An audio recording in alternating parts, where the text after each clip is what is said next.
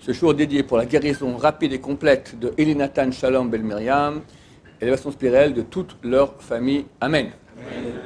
On a vu ce Shabbat les 10 commandements. Le Shla Kadosh, grand rabbin kabbaliste il y a 4 siècles, Ashkenaz, écrit un livre qui s'appelle le Shnei Luchot Habrit, les deux tables de la loi. Alors, on appelle le Shla. HaKadosh, c'est un des 3 hommes qu'on appelle Kadosh dans toute l'histoire juive. Un homme extrêmement saint, un livre très profond et très beau. Il écrit là-bas qu'il y a un rapport. Il écrit quel est le rapport entre les 10 commandements, les 10 plaies d'Égypte et les 10 paroles par lesquelles Dieu a créé le monde. 10 fois, Dieu s'est prononcé dans la création du monde et le monde a été créé. La vérité, c'est quand on lit là-bas, c'est marqué 9 fois. Mais on dit que le mot Bereshit, lui aussi, c'est un mot qui a été dit. Donc ça fait 10 en tout. Et que le rapport entre eux, il y a un rapport. Par exemple, Bereshit correspond à la dernière des plaies. Dans les plaies, on commence petit et on va en grand. Alors que la création, ça commence très grand. D'abord, on va le général, après on va dans le plus détaillé. La 10e plaie, qui est celle des premiers-nés, correspond à Bereshit. Bereshit, le Gaon de Vilna a dit, ce sont les initiales, Bet Resh Shin Aleph, Bet Resh Aleph Shin Yutaf, Ben Rishon Achar Shoshim Yom Tifde. Le premier fils, après 30 jours, tu le rachèteras. Ça, c'est un rapport superficiel, mais il y a une profondeur là-dedans de qu'est-ce que c'est qu'être aîné. D'accord ? Ça devrait correspondre normalement ça correspond au premier des 10 commandements. Le Gaon de Vilna a dit que toute la Torah est condensée dans le premier verset de la Torah. Et tout le premier verset est condensé dans le premier mot de la Torah. Donc dans le mot Bereshit, tu as toute la Torah. Alors si c'est comme ça, sûrement dans le premier mot des 10 commandements, Anochi, tu as un enseignement extraordinaire. Quand Dieu se dévoile au peuple d'Israël, le premier mot qu'il dit, il dit Anochi, je suis l'Éternel ton Dieu qui t'a sorti d'Égypte. Anochi. C'est quoi le secret de ce mot-là? On va dévoiler une toute petite partie de rien du tout que les sages d'Israël ont dévoilé. Le serpent originel a fait tomber Adam et Ève très très bas. On dit que le poison qu'il leur a injecté est resté jusqu'au don de la Torah au Mont Sinaï. Quand les Israël ont entendu Dieu au Mont Sinaï dire « Anochi Hashem », le poison a été éliminé. On est arrivé à la situation de l'humanité avant le péché originel. 40 jours plus tard, il tombe avec le veau d'or, hélas. Jusqu'à aujourd'hui, très bientôt, Bézat Hashem, on espère jusqu'à Pessah, on espère. On ne rien et on sera de nouveau propre de tout poison du serpent Bézat Hashem.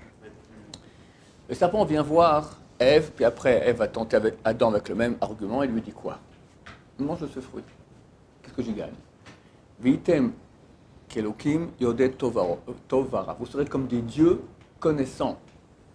Même il faut dire comme Dieu, parce que c'est Elohim sont purs, mais c'est un singulier. Vous serez comme Dieu, connaisseur du bien et du mal. Tu seras un Dieu. Si j'ai envers quelqu'un, je lui dis maintenant, fais un truc comme ça, tu gagnes 1000 euros. Tu peux me croire, je suis un menteur. Et tu vas gagner 1 million d'euros. Je suis un très bon menteur, je peux réussir à le convaincre. Fais ce truc-là, tu seras Goliath, tu vas faire 3 mètres de plus. Et t'es ma boule. Je lui dis, fais ce truc-là, tu seras Dieu. Mais franchement, tu vas voir un psy, d'accord? Le serpent vient voir Ève. C'est pas une idiote. On parle des pères de l'humanité. Adam et Ève, ils parlaient avec Dieu. Il lui dit, mange du fruit, tu seras Dieu. Elle aurait dû l'envoyer balader. T'es taré. Elle l'écoute, elle mange le fruit. Qu'est-ce qui s'est passé? En fait, messieurs, si ce n'était écrit, on n'aurait pas osé dire une chose pareille. Dans le Talmud, traité Baba Batra, page 75b. Adi Rabba, Adi Rabbi Yochanan. Atidin Sadikim, dans le futur les Sadikim, Shenikraim, Al-Shmosh Kshbochou, seront appelés au nom de Dieu. Dans un Sadik, on va l'appeler Ado, Pinay, Elohim, Shakai, Tzvakot, Kel, les noms de Dieu. Un être humain, c'est fou. C'est super osé. Il y a un type qui a fait ça il y a 2000 ans, il a très mal fini. Si on le croit, d'accord? Eux, ils disent, d'accord? Le Talmud le dit. Après, ils m'ont écrit aussi, ouais, vous aussi vous le dites alors, c'est marqué à la fin des temps, pas il y a 2000 ans. À la fin, quand tu as le monde de vérité, on verra c'est quoi un tzaddik. Un tzaddik devient Dieu. Bon, pas tout à fait Dieu, on l'appelle au nom de Dieu, mais ce sera dans le monde de vérité, ça veut dire qu'il est divin. Il est divin, on appelle quelqu'un au nom de Dieu, il est divin.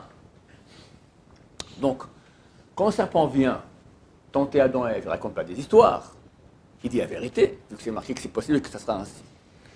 Et il parle du top niveau. Il dit, mange le fruit, tu auras une sucette. Bon, dégage, que tu m'embêtes. Tu seras millionnaire, tu seras content, tu auras à la plage, tout ce qu'il faut. On s'en fout de ça. Il lui donne beaucoup mieux, tu seras Dieu. Dieu, c'est la source de tous les bonheurs. Tu seras lui-même. Bonheur du bonheur. Extraordinaire.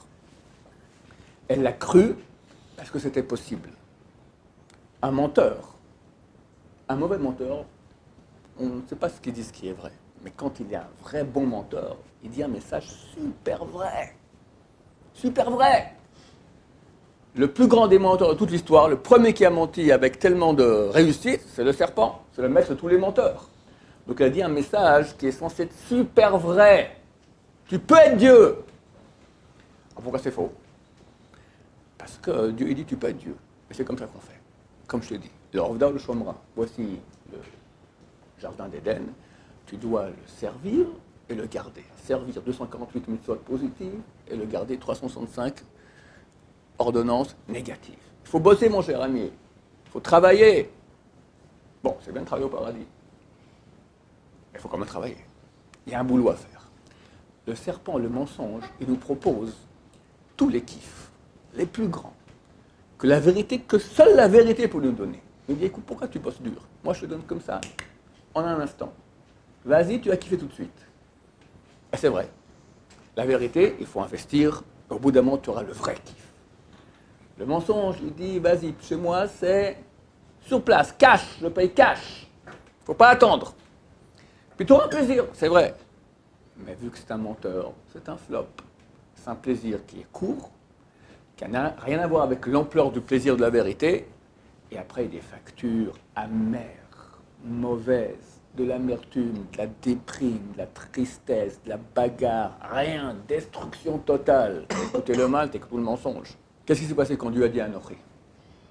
La Gemara traitait Shabbat, page 105. Demande d'où on apprend le notricon. Notricon, c'est une façon de comprendre les mots de la Torah en initial ou en contraction de mots.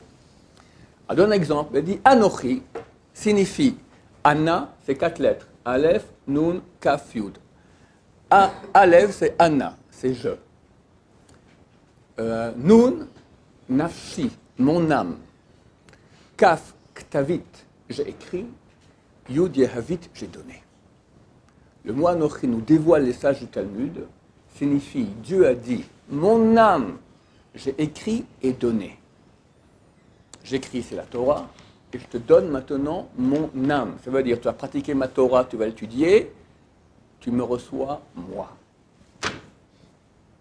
On a entendu très souvent, je vais raconter le mot mitzvah, 4 lettres.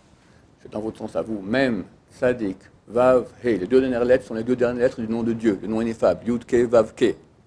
Les 2 premières, même sadik, sont en atbash. Atbash, un alphabet mystique, où la première lettre, aleph, correspond à la dernière, taf.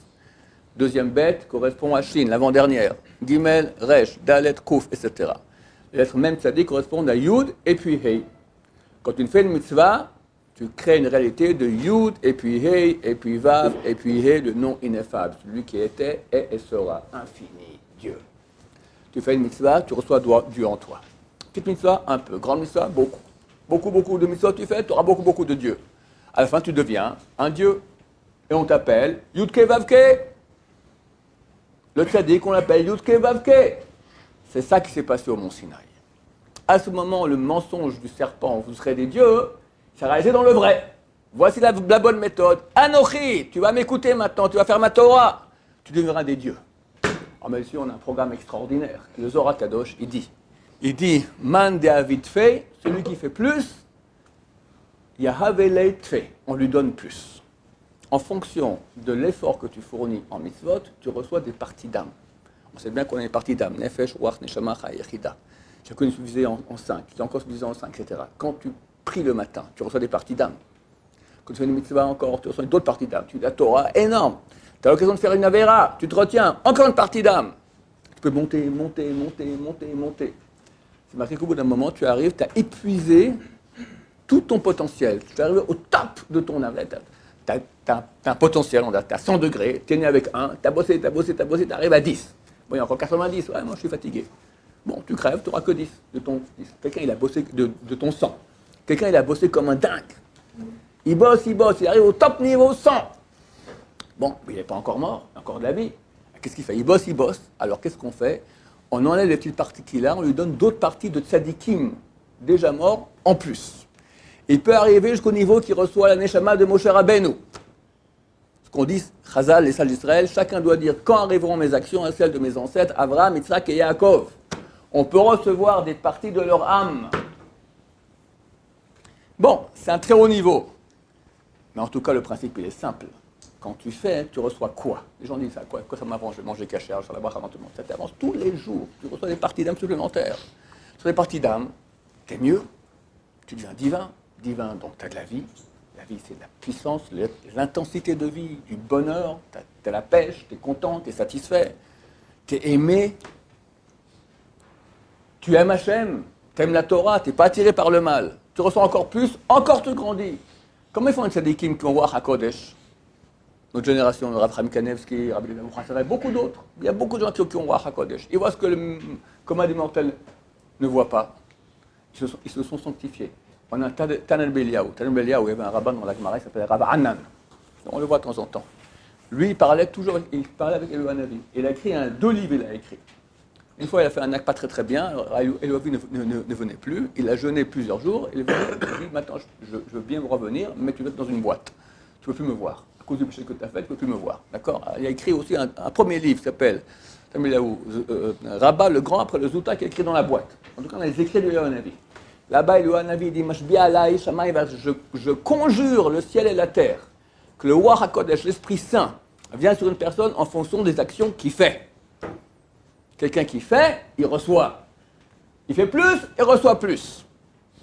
Alors, messieurs, je pense pas que... J'espère, Bezat Hashem, peut-être chez vous. Moi, je suis déjà un peu âgé. Arrivé au HaKodesh, peut-être que ma chère reviendra, oui. Mais normal, bon, j'espère encore un tout petit peu, mais ça m'a l'air très, très éloigné. Mais même si on n'est pas au HaKodesh, tu vis autrement, tu es quelqu'un d'autre. Il y a des gens qui ont détruit leur vie, la vie de leur entourage, la vie de tous les gens qui sont proches. Ils sont dans le mal, ils sont mal, ils parlent mal, tout tamé, impur, raté. Il y en a qui se sanctifient, et encore, il devient divin.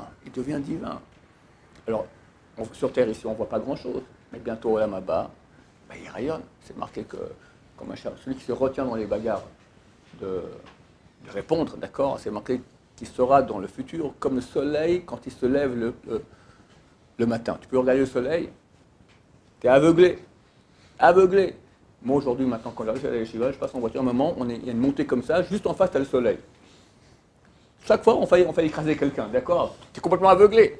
Comme ça. Qu'est-ce qu'il a fait le type? Il a travaillé durant sa vie. Il devient un soleil aveuglant. Bezat Hashem, je vous le souhaite à tous, à nos internautes, de devenir des soleils aveuglants. Baruch Adonai, l'olam, amen va amen.